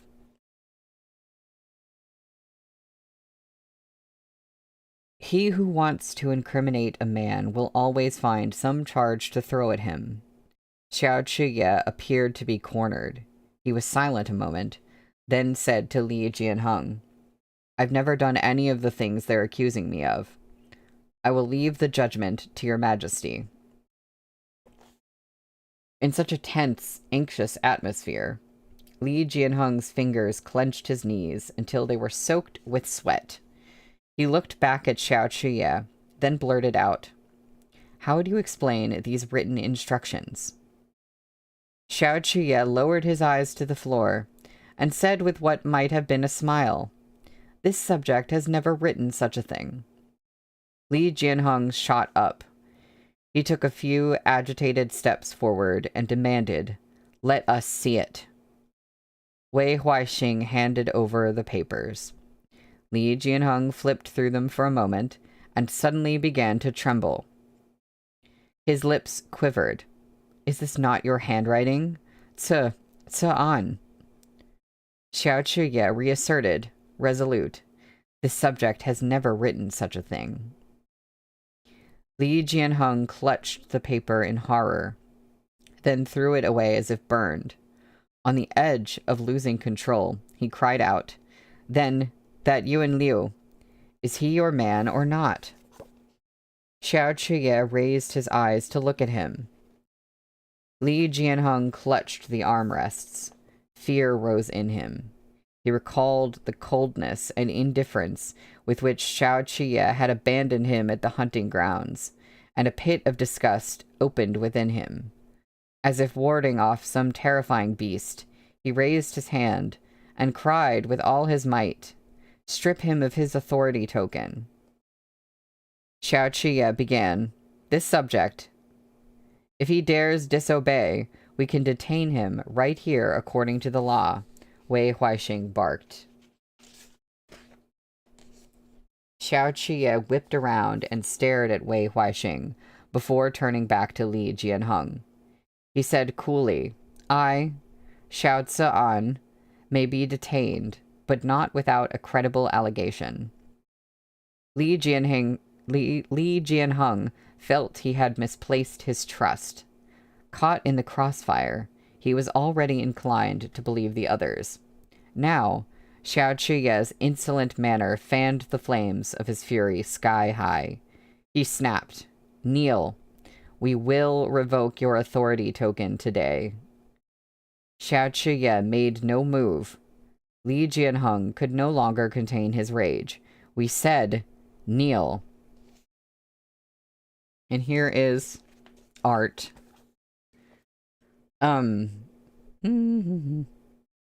So, I'm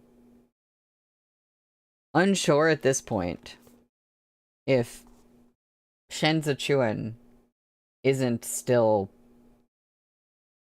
plotting and scheming, like, directly against Xiao Qi. I feel like they're still not, like, I feel like he still could be, but I'm also not sure, so I don't know if he would, like,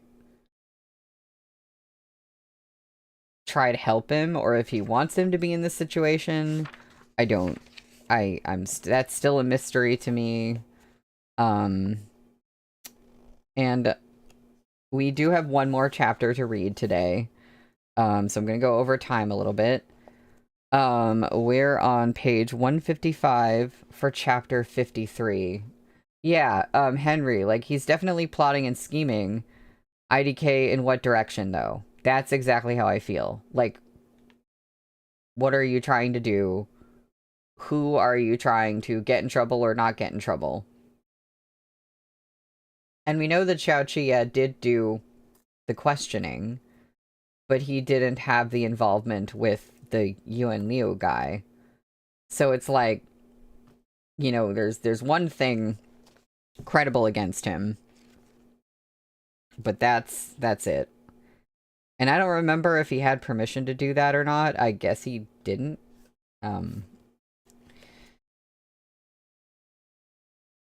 So silent was the imperial court, one could hear the drop of a pin. Xiao Qiye's eyes dimmed as he removed his authority token. Chest heaving, Li Jianheng announced, the supreme commander of the imperial army, Xiao Qiye, is henceforth suspended from duty and confined to his residence to await investigation. The internal and perimeter patrols of Chudu are to be taken over by the Embroidered Uniform Guard and the 8 great battalions. Standing among the crowd of officials, Shi Hongshuan looked past the sea of black gauze hats at Xiao Jiming, who had yet to speak. He remained perfectly still, unperturbed by what was unfolding before them. He's too damn steady, Shi Hongshuan cursed inwardly. As expected, Xiao Jiming was a tough nut to crack. Even with Xiao Qiye in such a predicament, he displayed not the slightest agitation. He watched and uttered not a single word. After morning court concluded, 2 men met in Ohua Pavilion on Donglong Street. Shen Zichuan, having removed his gold token and changed into an elegant moon-white embroidered robe with wide sleeves, allowed a courtesan to lead him upstairs. Shi Hongshuan was lying on the settee, watching as the tea was brewed. He laughed out loud when he saw him. Lanzhou, how satisfying was that? Ever since the hunting grounds, Xiao R has been one-upping us again and again. Payback feels so good. Okay, so this was part of his plan, I think. Or at least Shen Zichuan wants Shi Hongshuan to think this is part of what he wanted. Question mark. Shen Zichuan took his seat. Using Fu Linye was a smart move. I didn't think you'd recruit him into your camp as well. Do you know the Fu's background? In the old days, they collected cow dung outside Chunchung's city gates. If not for our old Master Shi's appreciation of talent and his help breaking them free of their low status, their little Fu clan would still be herding cattle today. Shi Hongshuan accepted the tea from a maidservant and sampled a few mouthfuls before continuing. But what a waste of the trap set by Elder Wei. Xiao Jiming didn't take the bait. Taking down Xiao R was no easy feat. Shen Zichuan sipped his tea as well. I'm afraid the losses will far outweigh the gains if you provoke Xiao Jiming now. Striking while the iron is hot is the best strategy. If not now, then when? Shi Hongshuan dismissed the maidservant with a wave and straightened in his seat. Even if Xiao Jiming suffers only a small loss over this, it's still a chink in their armor. I thought you had your sights set on Chudu. How can you pick a fight with the frontier before your foundation is stable? Shen Zichuan asked. You've yet to secure your hold on the 8 great battalions. If you back off Xiao R now, you'll trip over him in the future. Shi Hongshuan set his tea down. Then, in your opinion, what should we do? You said it earlier, Shen Zichuan smiled. Strike while the iron is hot. Shi Hongshuan pondered. Our move today has lost Xiao R the Emperor's trust. He has no authority token, and is trapped in place until spring at least. But he's been friends with the Emperor for years. One setback won't take him off the board. As long as Xiao R remains Supreme Commander of the Imperial Army, the defense of Chudu will fall back into his hands eventually. Did we all go through so much trouble just to play with the 8 great battalions for a month or two before returning them to him, whole and untouched? Shen Zichuan asked. You dealt Xiao R a blow this time. But come spring, when he's rested and recovered, will you be ready for his counterattack? Shi Hongshuan spread his folding fan and cooled himself with it. What else can we do? There's no way to get rid of him for good. You can't get rid of him, but you can wear him down. Shen Zichuan wasn't fond of strong tea. After the first sip, he left his cup untouched. His Majesty already suspects him, and in the days to come, his suspicion will grow. Now is the time to make your move. I have neither prodigious military talent, nor a record of meritorious service. Shi Hongshuan laughed. How can I compete with him? No need to be modest. Shen Zichuan tapped the tabletop with a finger. The tunes in this Ohua pavilion are lively and original. Even His Majesty, once a frequent visitor of pleasure houses, would find them a breath of fresh air. Second young Master Shi, do you really feel you can't compete with Xiao R when it comes to fun? Leaving aside Secretariat Elder Hai's disapproval of such stuff, even as a companion in fun, there's no way I can rival Xiao R, Shi Hongshuan said. You must have another trick up your sleeve. Since Xue Xiuzhuo entered the Court of Judicial Review, he's handled major cases one after another.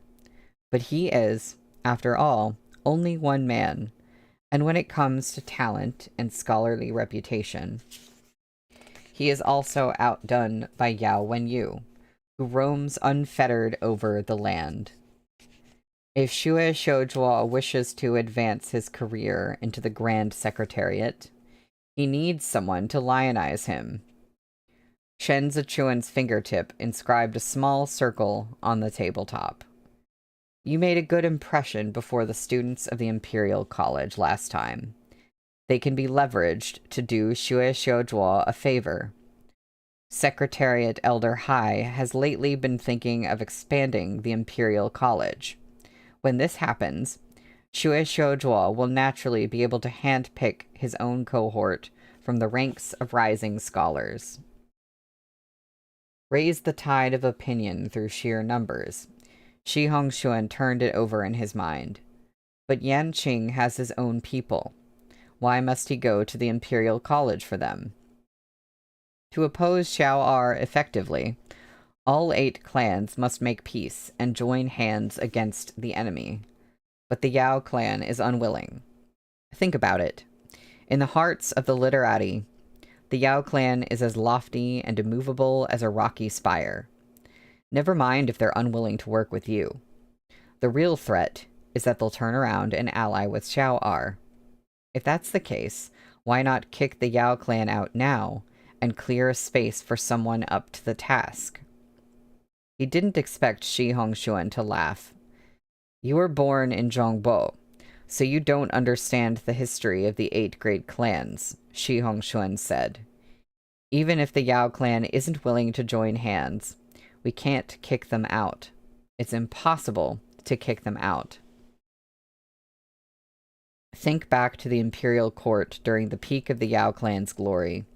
There was no place for the Shi clan then. Shen Zichuan fished out his handkerchief to wipe some water droplets off the table. I know the noble clans have a long history. I'm simply asking you to push aside the Yao clan for now. The situation is delicate. We can no longer tolerate unpredictable actions from a third party. Second young master, he who hesitates has lost. Shi Hongshuan didn't dare make such a decision unilaterally. We'll discuss this again. Let me think about it. Xiao Chuye was sharpening his blade. He wiped down Wolf's Fang carefully, leaving not a speck of dust. Zhao Hui handed Lu Guangbai a cup of tea.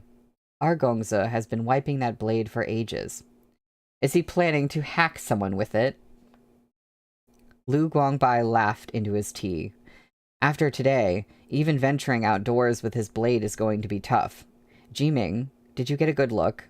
I thought this brat was going to cry when he removed his token earlier. It was a rare sight. Xiao Jiming smiled too. To think there'd come a day when the little jerk can't vent his anger. Whom are you slandering? Xiao Chuye folded his handkerchief rather petulantly. We're praising you, Lu Guangbai sighed. All these years in Chudu weren't for naught. What an act. I almost believed it. What else is there to learn here? Xiao Chuye sheathed his blade, then took his seat and crossed one leg over the other.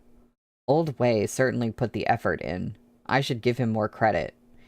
He's one thing, but why are my Guga, he said, casting a look that implicated each of the older men, so delighted to see me pinned down and beaten black and blue? It's not every day you see such a thing, Zhao Hui marveled. I was worried you'd be upset, said Lu Guangbai. You can be buddies with anyone, just not the Son of Heaven. His Majesty ascended to the throne abruptly, and has had his life threatened time and time again. He's not a brave man to begin with. It's only to be expected that he would be afraid now, Xiao Chuye said. I just never anticipated Fu Linye throwing in with them. Fu Linye has connections with the Shi clan, but he's not the type to bend over as the noble clan's lackey, Xiao Jiming said. He's most likely hoping to win His Majesty and Wei Huaixing's favor by impeaching you. You push Wei Huaixing pretty hard, too, to make him lay down his trump card, said Lu Guangbai. Now that he's shown it, we can fight back. Wei Huaixing has served so long, yet he has never been promoted to the Grand Secretariat. It has everything to do with his temperament. Xiao Chuye thought a moment.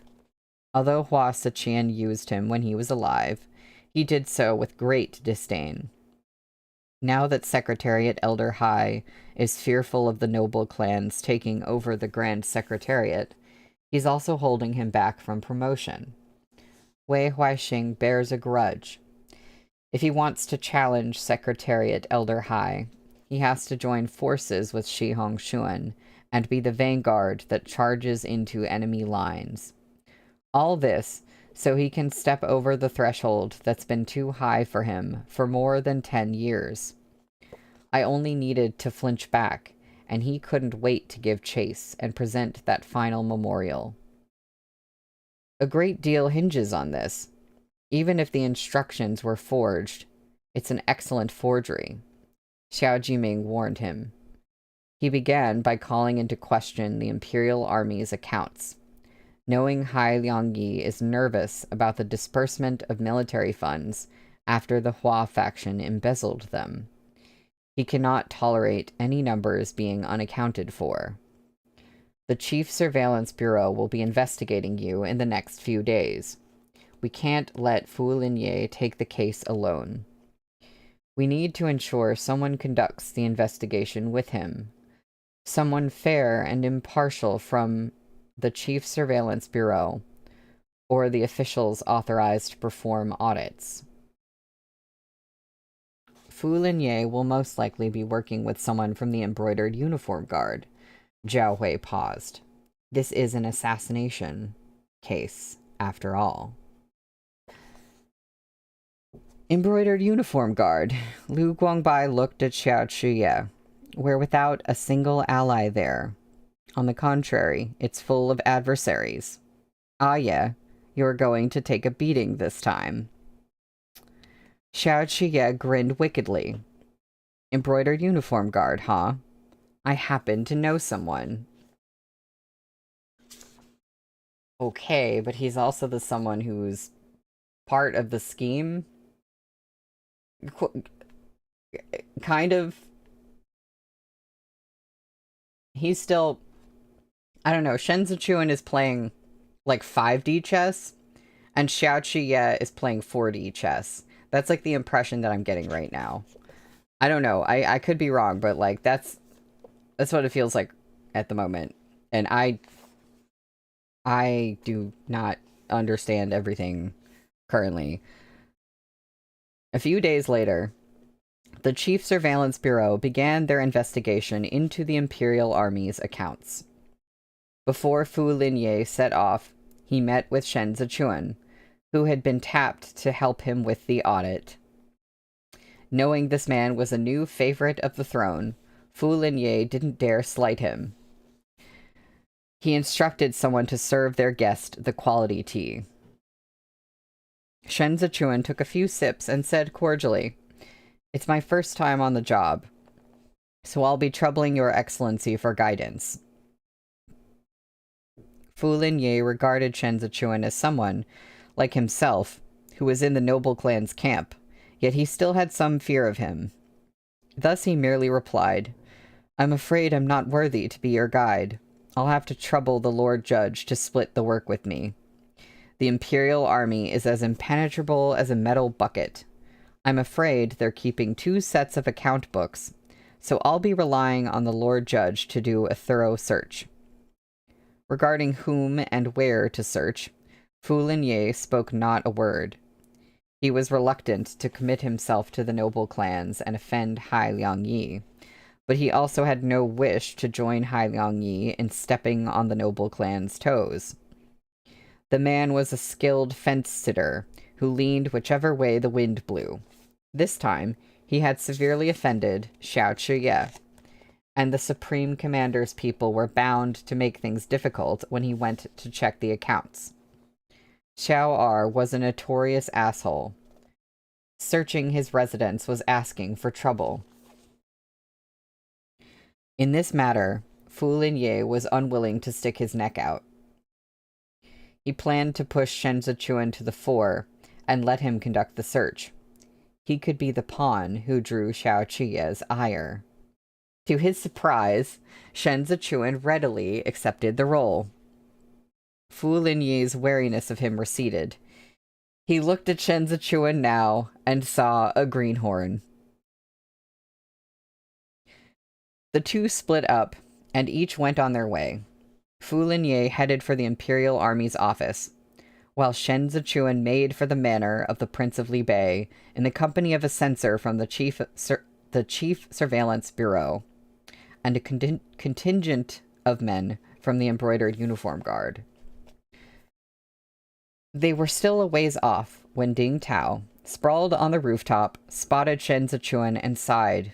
How could he do this? How could he do what? Gujin asked. Ding Tao hemmed and hawed. You mean how he's chummy with Argongza, but still helps others investigate him? That? Gujin asked. They're more than chummy. That's men for you. Gujin twisted his wineskin open. You'll understand when you're older.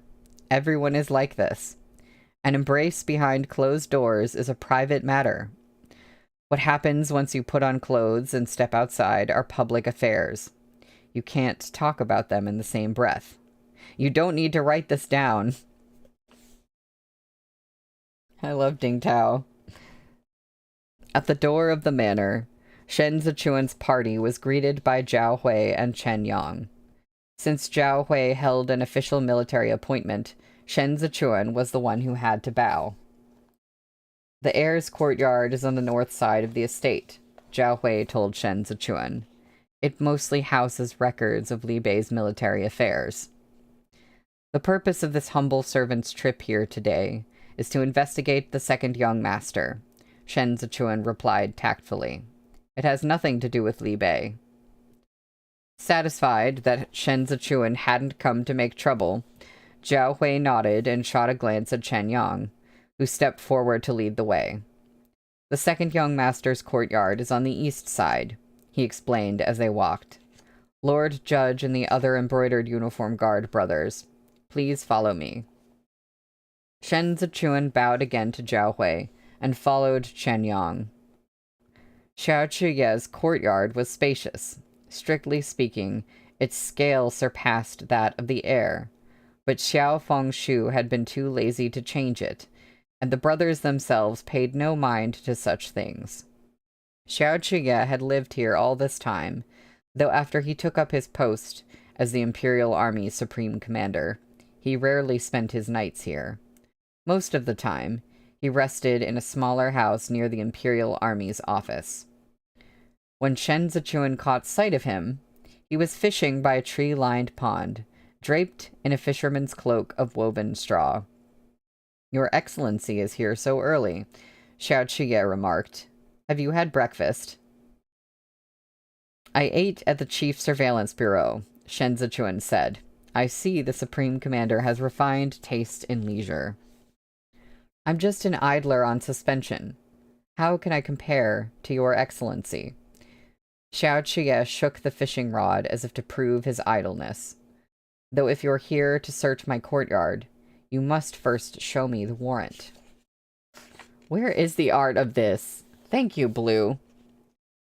We're all old hands here, Shen Zichuan said placidly. Isn't it rather silly for the Supreme Commander to obstruct me so stubbornly for just a few moments' delay? I only recognize official warrants. Xiao Chuye stood and tossed away the cloak and rod. If you want to enter my courtyard, show me the warrant. The censor from the Chief Surveillance Bureau, who had been tagging along, stepped forward at once to mediate. Gentlemen, easy now. Let's be civil. Supreme Commander, please wait a moment. Lord Judge, please don't get angry. The embroidered uniform guard knows better than anyone the importance of doing things by the book. Xiao Chuye stepped closer, his tone chilly. Have you not learned even this much since you left the Temple of Guilt? Shen Zichuan looked back at him steadily.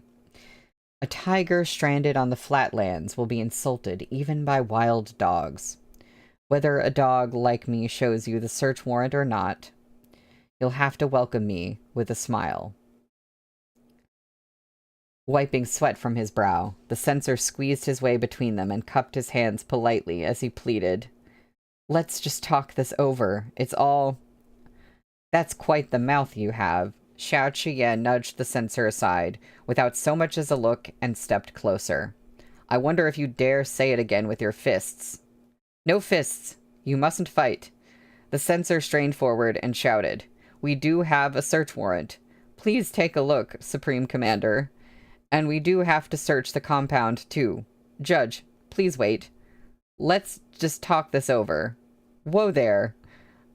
Y'all don't need to be hollering like this. Why y'all getting so bowed up? In his moment of anxiety, he had lapsed back into his local dialect. Why do they always use, like, y'all or, like, a southern accent to indicate like, a local dialect or a country dialect in translations? And it throws me off. That's the end of the chapter. So, my question is, again, because somebody's playing... we're playing 5D chess here at this point. I don't know if they're genuinely fighting or if they planned this and they're purposely fighting. I don't know, like, how antagonistic they actually are towards each other at this point, because I could believe that they planned, like, a fake fight, and I could also just as easily believe that they're, like, legitimately fighting, but I just feel like things aren't gonna be as they seem, so I'm like, what do I think about this? Like, what is actually happening?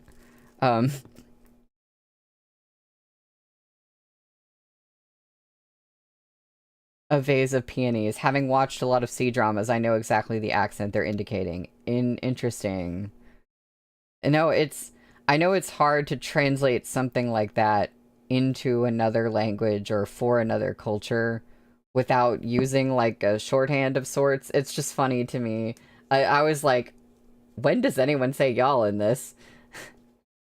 QJJ, the girls are fighting. Yep, you are correct, Henry. Yeah, I don't know. It definitely, I think Blue, I think you said this before, that it will be really interesting to reread this book after being finished with it. And it definitely would be interesting to go back and revisit, like, earlier volumes and see, like once you know what's really going on. I'm very curious about that too. So, um, that is it for today. And on Wednesday, we'll be back on page 165 for chapter 54, which is called On the Offensive. Yeah, great chapter title. I'm excited to see what the heck happens with this. So yeah, thank y'all for joining the stream, and I will see you all on Wednesday. Have a good one.